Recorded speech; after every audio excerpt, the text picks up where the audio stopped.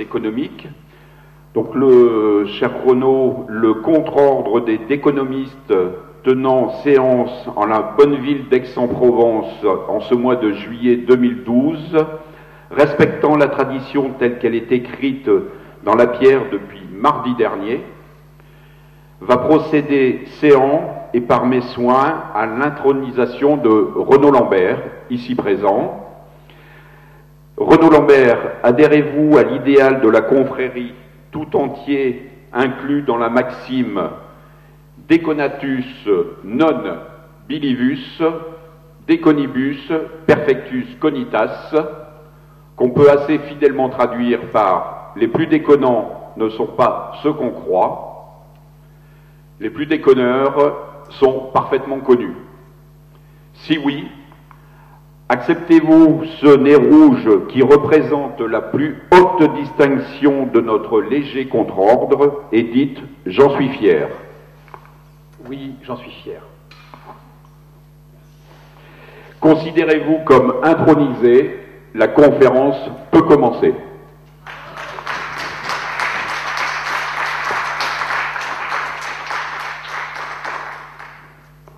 Donc nous allons pouvoir commencer, mais avant de pouvoir vraiment commencer, nous allons vous demander d'éteindre cet outil d'aliénation dans lequel il n'est pas de bonheur terrestre possible. La conférence va durer jusqu'à, on s'est donné un petit quart d'heure provençal, qui en Bourgogne serait le quart d'heure bourguignon. On terminera aux alentours de 12h15. L'intervention de Renaud durera environ une petite demi-heure. Je prendrai la parole 5-10 minutes. Et ensuite, le but du jeu est principalement d'avoir un dialogue avec la salle sur la thématique conflit d'intérêts, la responsabilité des médias, sur lequel Renaud a particulièrement travaillé. Comme c'est de coutume et comme ça relève de la plus éminente politesse, je vais me présenter. Je m'appelle Sébastien Boistel, je suis journaliste au mensuel Le Ravi, qui est un mensuel satirique d'information régionale. On est basé à Marseille et on distribue en PACA, on est un journal associatif.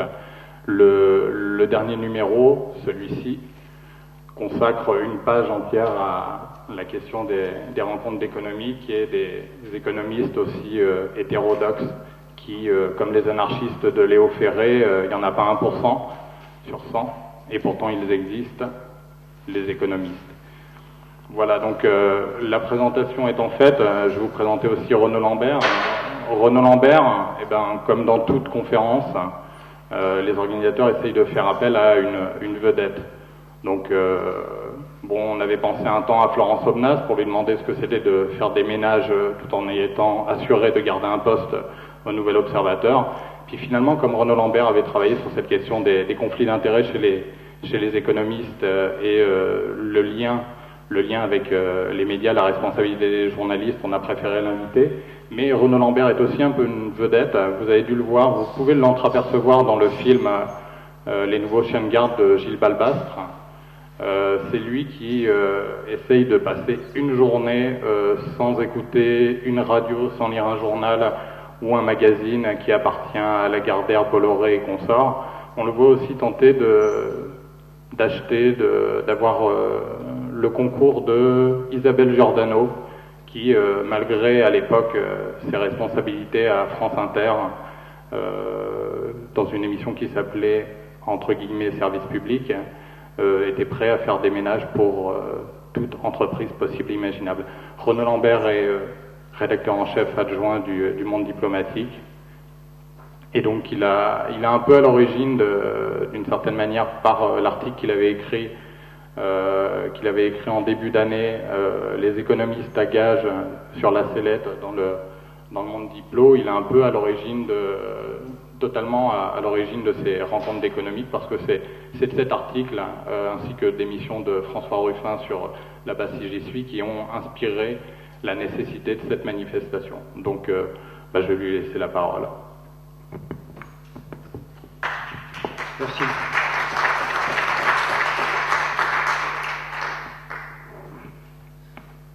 Tout d'abord, merci à tous d'être venus.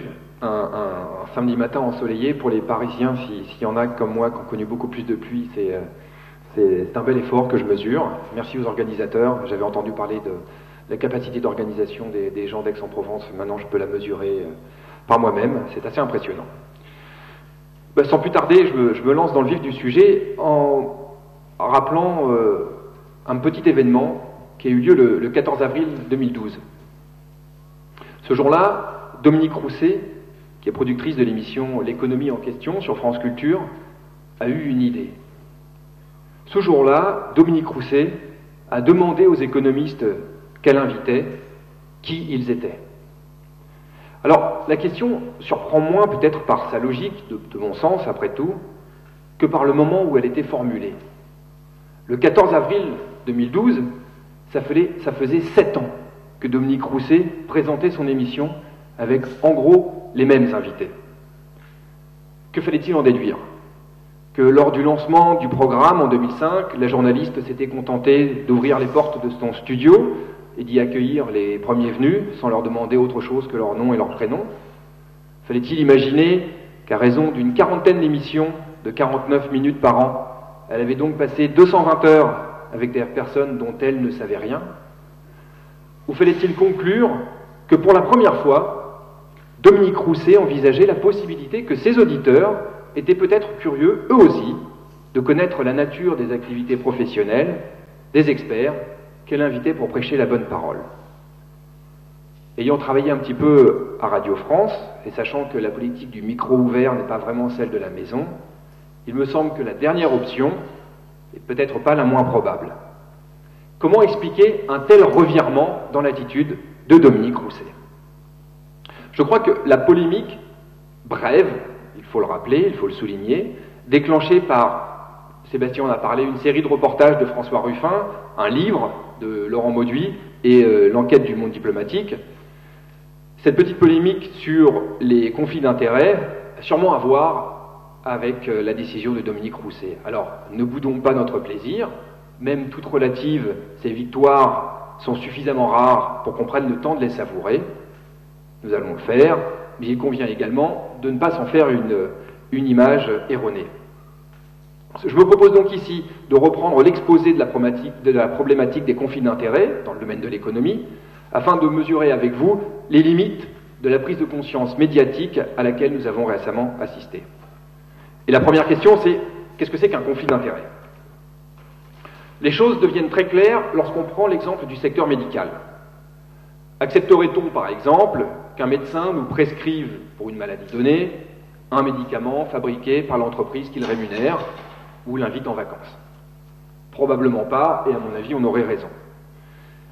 Dans son livre, publié en 2012, Inside Job, qui fait suite à son documentaire, Charles Ferguson observe, je le cite, que les médecins qui détiennent des parts dans les centres d'imagerie médicale ont 4,5 fois plus de chances de recommander les examens qu'on y pratique à leurs patients que les autres. Dans le domaine de l'économie, poser la question des conflits d'intérêts, c'est se demander, par exemple, si un expert peut, en toute indépendance, prôner la modération dans la régulation financière quand il occupe simultanément un poste de conseiller dans une société financière. C'est se demander si un économiste peut présenter une analyse technique du rôle des banques dans la société lorsqu'il en dirige une. C'est s'interroger sur l'opportunité pour un observateur rémunéré par une banque exposée à la dette grecque d'éditorialiser sur la dette grecque. Alors, ces 3 cas de figure peuvent sembler exagérés, ils sont tous tirés de la réalité. Le premier correspond assez bien à Jean-Hervé Lorenzi, président du Cercle des économistes. La plupart d'entre vous le savent, j'imagine, ce monsieur, qui nous est généralement présenté comme professeur d'économie, ou en référence à ses responsabilités au sein de l'illustre assemblée qui se réunit à Aix, eh bien ce monsieur siège au conseil d'administration de Page Jaune, d'associés en finance, de l'Association française des opérateurs mobiles, de BNP Paribas Assurance. Il est censeur de l'Air Hermès, membre des conseils de surveillance de la compagnie financière Saint-Honoré, de BVA, du groupe Ginger et conseiller du directoire de la compagnie financière Edmond de Rothschild. Avec lui, les listes sont très longues. Soutien déclaré de M. François Hollande, il invitait récemment les Français, je cite, à renoncer aux illusions sur l'État protecteur, à faire enfin le pari audacieux en faveur du marché et surtout à éviter de porter un jugement trop hâtif sur l'industrie bancaire. Mais les lecteurs auraient peut-être en moins envie de suivre ses conseils si, au lieu d'être présenté comme un expert technique, il déclinait son identité de banquier. Banquier, c'est comme ça qu'il se définit lui-même dans une publication du groupe Rothschild, loin des tours d'ivoire universitaires. Dans cette publication, il explique, je le cite, « Je suis ce qu'on appelle un senior banker, j'essaie d'une manière générale de développer des affaires correspondant aux différentes activités de la compagnie Rothschild. » Premier cas de figure. Deuxième cas de figure, celui d'un expert qui présenterait une analyse technique du rôle des banques alors qu'il en dirige une, c'est tout à fait Olivier Pastré, du Cercle des économistes. Dans Le Monde du 1er février 2012, Pastré tempêtait contre les projets de sortie de la monnaie unique et se fixait pour mission, je le cite, d'expliquer aux Français les plus fragiles, car les plus soumis à la désinformation, quels sont les risques d'un abandon de l'euro. Le Monde le présentait comme, je le cite, professeur d'économie à l'université de Paris 8. Pastré est pourtant président de la banque tunisienne IM Bank, il siège au conseil d'administration de la CMP, de l'association des directeurs de banque, ainsi qu'à l'Institut Europlace de finance. Coïncidence étonnante, dans son article du Monde, Pastré s'alarmait à la fin de son article que l'hypothèse d'une sortie de l'euro implique pour les banques, je le cite, une baisse de la rentabilité. Troisième cas de figure, celui d'un économiste qui prétendrait évoquer la dette grecque lorsque son institution, l'institution qu'il rémunère, est directement concernée par le dossier.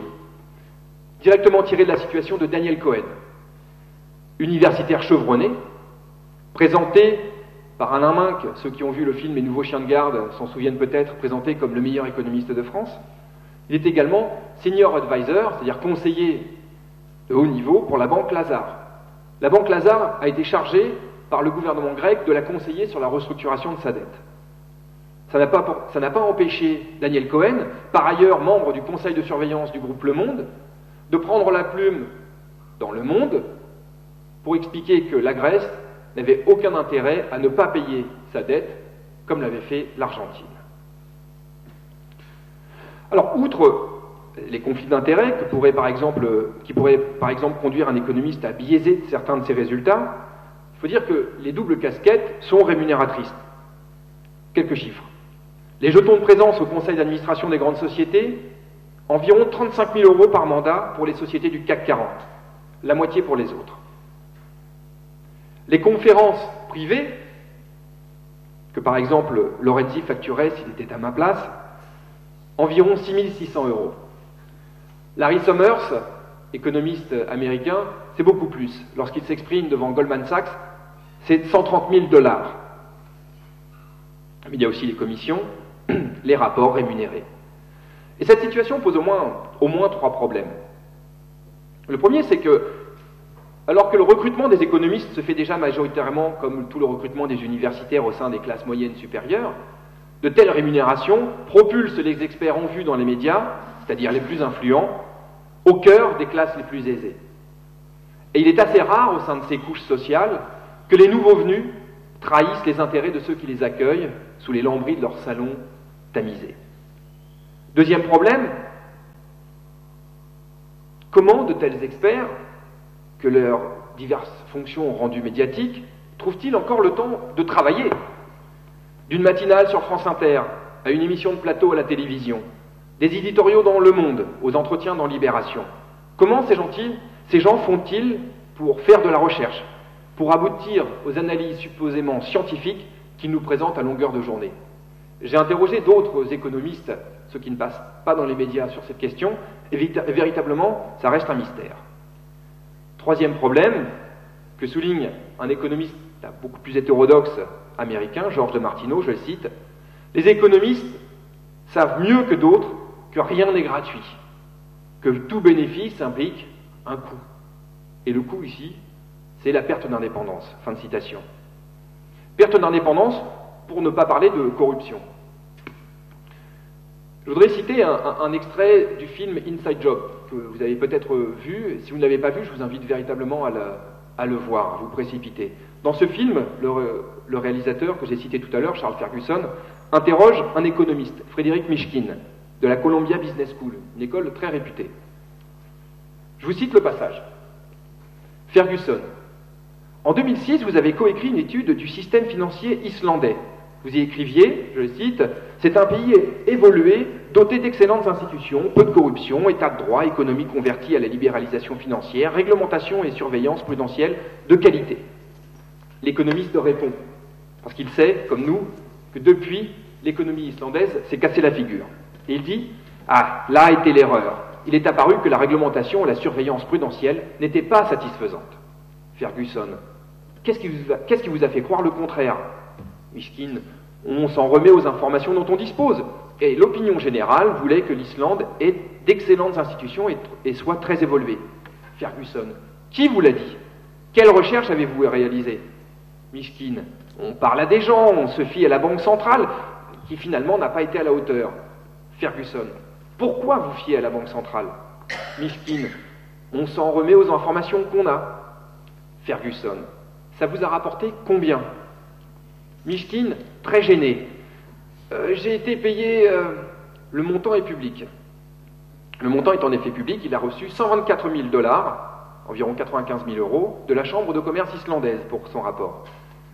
Et là, la pipite de l'entretien, Ferguson, sur votre CV, le titre de votre rapport, Stabilité financière en Islande, a été changé en Instabilité financière en Islande après la crise.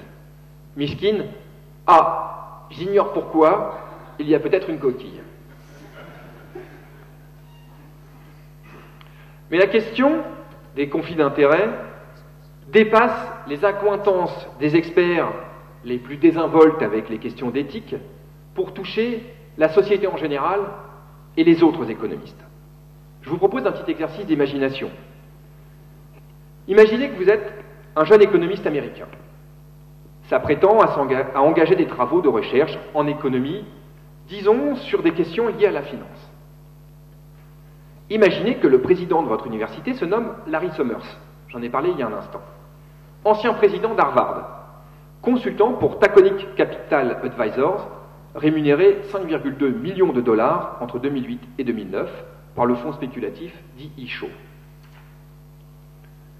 Imaginez que le responsable de votre département d'économie soit Glenn Hubbard, responsable de l'école de commerce de l'Université de Columbia, membre des conseils d'administration de MetLife, KKR Financial Corporation, BlackRock Closed End Funds et consultant pour JP Morgan, Visa, Nomura Holding.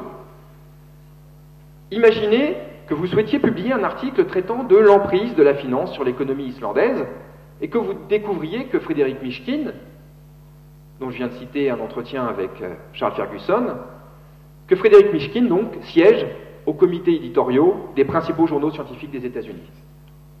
Manqueriez-vous singulièrement de chance ou vous retrouveriez-vous dans la situation de bien des étudiants en économie américains? C'est la deuxième option, qui pose une deuxième question. Quelle décision prendriez-vous? Est-ce que vous allez ruer dans les brancards en osant présenter, le cas échéant, un point de vue hétérodoxe?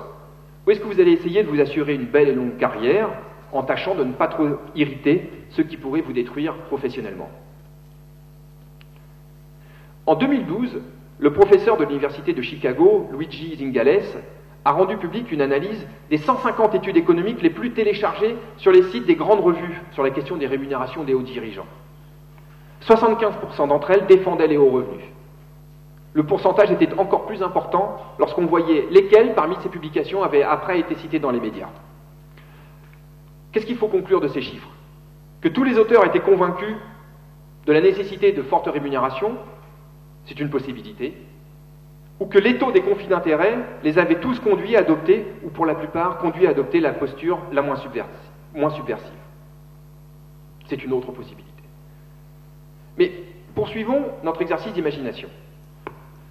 Imaginons que non seulement vous avez réussi à résister, mais que vous êtes parvenu à défendre un point de vue différent, et qu'à ce titre, on vous recrute un jour pour participer à une commission visant à mieux réguler le monde de la finance. À quoi ressemblera-t-elle?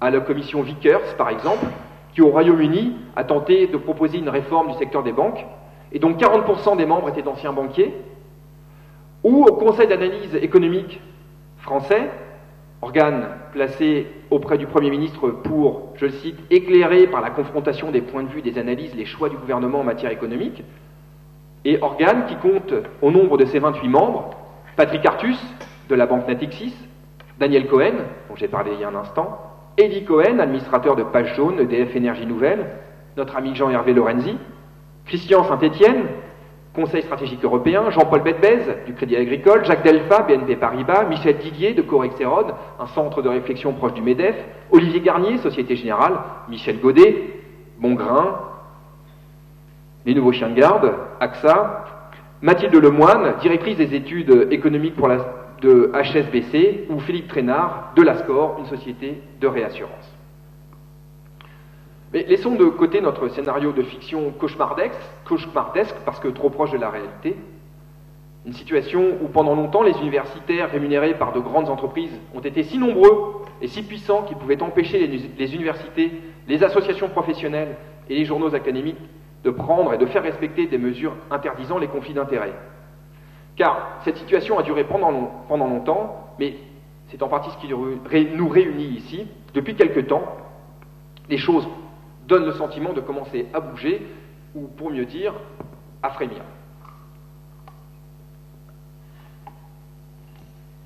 Alors, il me semble important dans un premier temps de souligner que ce frémissement est d'abord survenu loin des médias dominants. Avant les reportages de François Ruffin, il y a eu un article de blog de Jean Gadret en 2009. C'est assez récent. Il y a le film Inside Job, dont j'ai parlé un instant, mais il y a surtout une lettre ouverte des professeurs Epstein et Carrie Kagenbach aux États-Unis, qui tiraient la sonnette d'alarme en interpellant l'Association américaine d'économie. L'Association américaine d'économie, c'est l'association qui rassemble les économistes américains. Cette lettre fut signée par plus de 300 économistes, dont un lauréat du prix Nobel d'économie, qui n'existe pas, qui est un prix remis par la Banque de Suède en hommage à Alfred Nobel, mais bon, une personne reconnue, et par une ancienne conseillère du président Obama.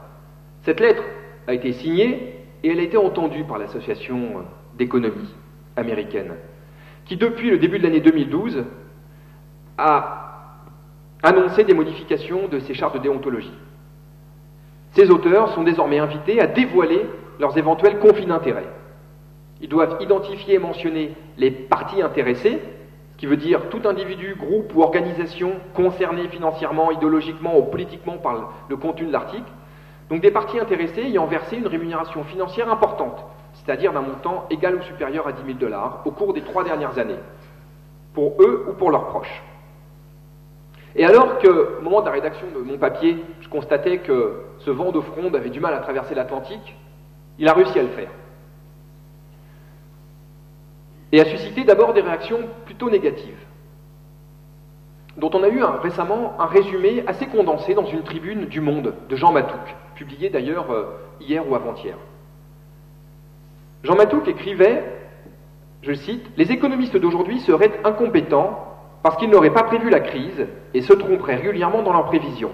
Critique injuste, explique Jean Matouc. Pourquoi? Parce que, je le cite à nouveau, les mécanismes économiques sont plus complexes encore, plus multifactoriels que les mécanismes climatiques et météorologiques. En d'autres termes, les doutes que l'on pourrait formuler sur l'étonnant phénomène qui veut que les erreurs des économistes de banque se fassent toujours au bénéfice des banques, eh bien ces doutes reviendraient à nier la complexité du monde. Pourtant, nulle référence à la complexité des choses, à la nature multifactorielle de mécanismes ultra sophistiqués, quand, le 28 août 2008, c'est-à-dire 2 semaines avant le krach, l'économiste de banque Patrick Artus déclare « L'affaire des subprimes est dans le rétroviseur ».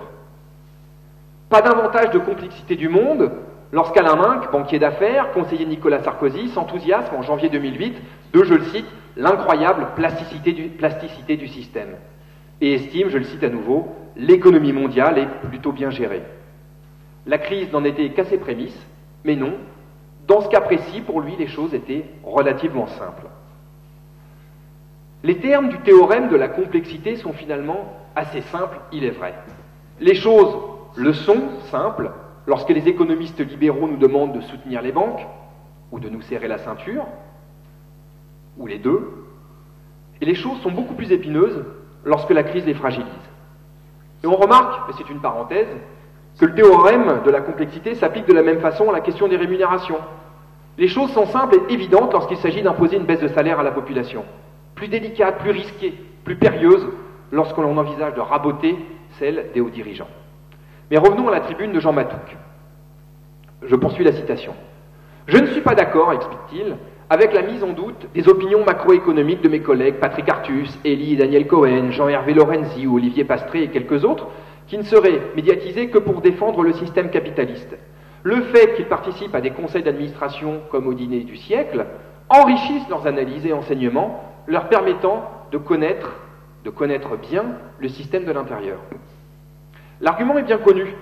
Il avait déjà été avancé une semaine auparavant dans le supplément Économie du Monde, où Gilles Dufresneau expliquait, je le cite, « Aucun économiste ne peut prétendre comprendre sérieusement les sociétés et expliquer leur fonctionnement en se tenant loin des entreprises, loin des banques, loin des organisations gouvernementales et syndicales, des ONG et des marchés. »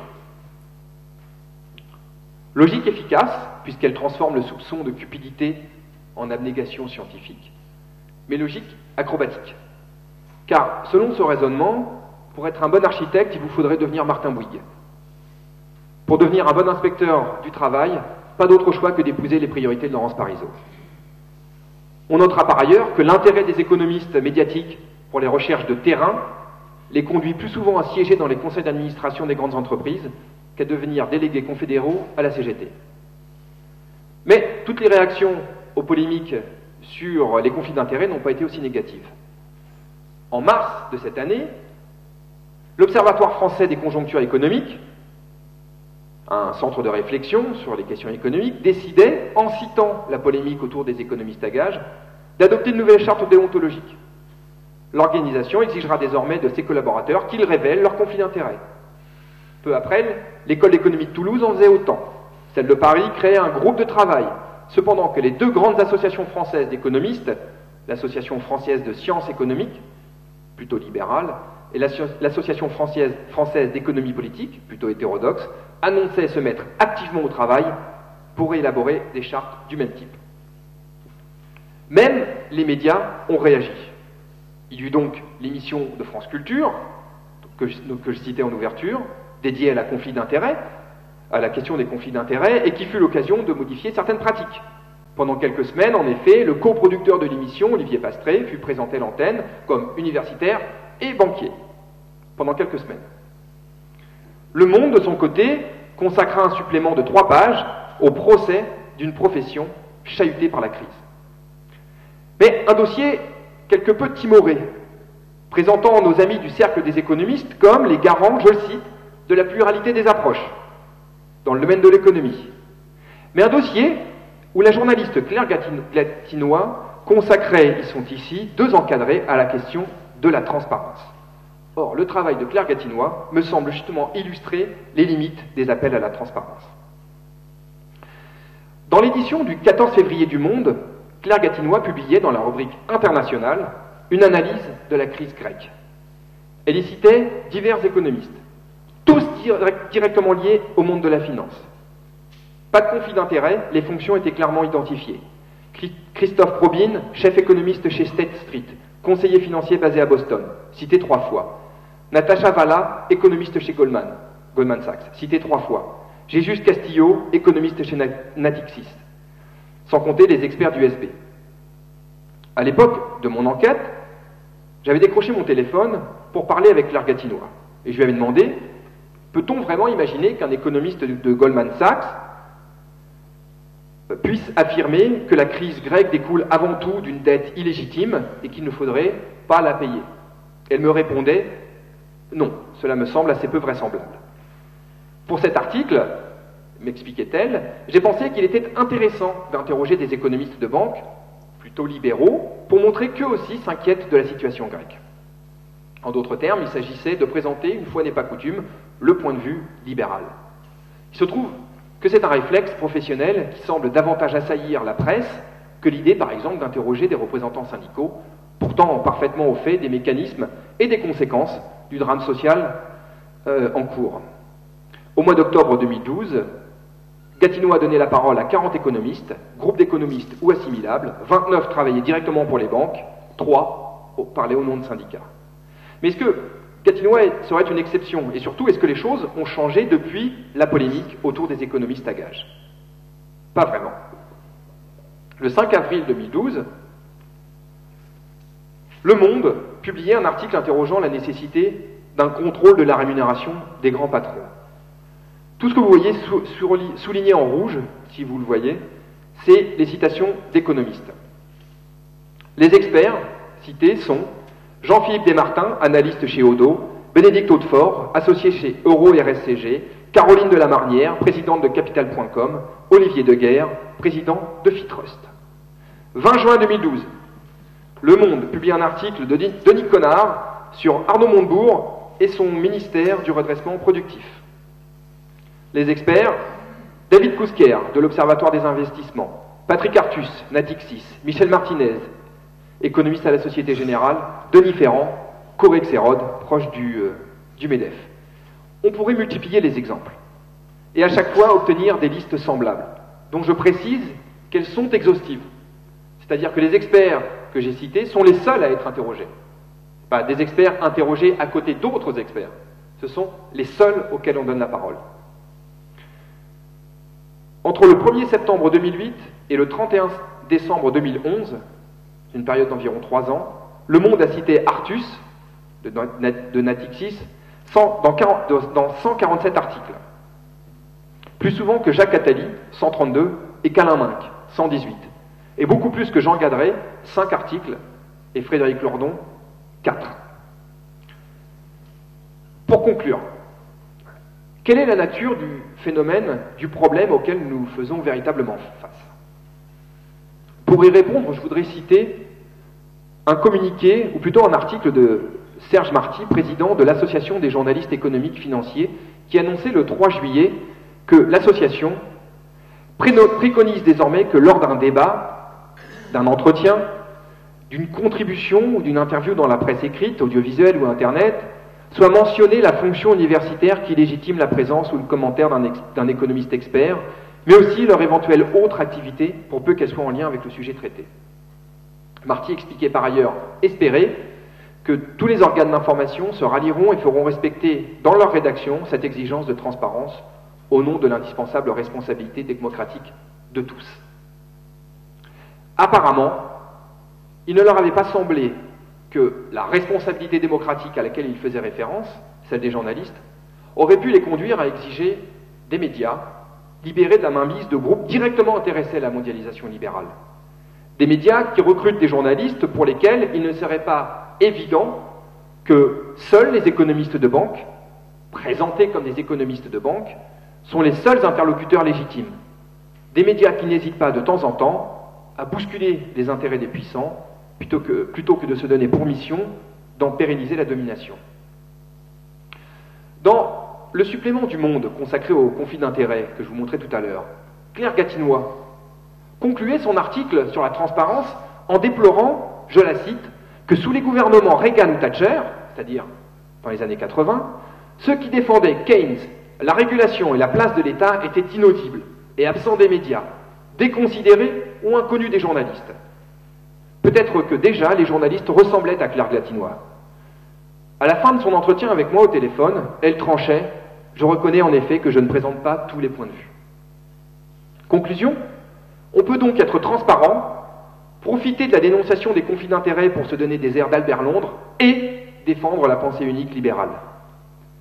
À bien y réfléchir, la vente du monde à un milliardaire, un banquier et un mécène nostalgique du mitterrandisme ne finira-t-elle pas par nous sembler aussi caricaturale que les conflits d'intérêts grotesques de messieurs Lorenzi et Pastré? À mon avis, le plus tôt sera le mieux. Je vous remercie.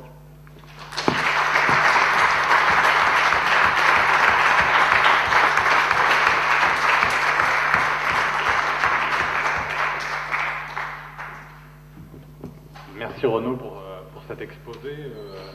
Normalement, j'ai un rôle de simple modérateur. Le modérateur se doit, selon les normes établies par les économistes, de ne pas se prendre pour un intervenant. Mais on l'a bien compris, les rencontres d'économiques On sait très bien qu'une règle n'a de valeur que si on peut la transgresser. Je vais donc me permettre une courte intervention et en plus me faire l'avocat un petit peu du diable. En fait, tout bêtement parce que au-delà du fait de travailler maintenant depuis plus d'1 an pour un mensuel indépendant qui s'appelle Le Ravi, j'ai été pendant 10 ans, j'ai travaillé à l'Humanité et avec une casquette syndicale qui n'était pas forcément très appréciée en interne, mais qui m'a permis de toucher du doigt ce qu'est la réalité de la profession des journalistes. Et en fait, on se rend compte que quand les journalistes sont précaires, l'information l'est aussi. Bon, je pense que Claire Gatinois du Monde ne doit pas avoir de problème de fin de mois. Je pense que ses revenus sont suffisamment conséquents pour qu'elle n'ait pas ce genre de problème de se demander si elle va aller acheter des pâtes à Dia ou chez Fauchon. Mais la grande majorité des journalistes, on le voit avec les commissions, les cartes de presse qui sont attribuées par la commission de la carte de presse, maintenant représentent pour plus de la moitié de la profession. Les nouveaux entrants, ce sont des pigistes, c'est-à-dire des journalistes qui sont payés à la tâche et qui sont corvéables à merci et éjectables sans plus de politesse que ça. Donc ces journalistes, très régulièrement, ne sont pas en capacité, par rapport à leur hiérarchie, de dire non, je n'irai pas interroger l'expert que tout le monde interroge en ce moment. Ils sont aussi ils n'ont pas le temps, très concrètement,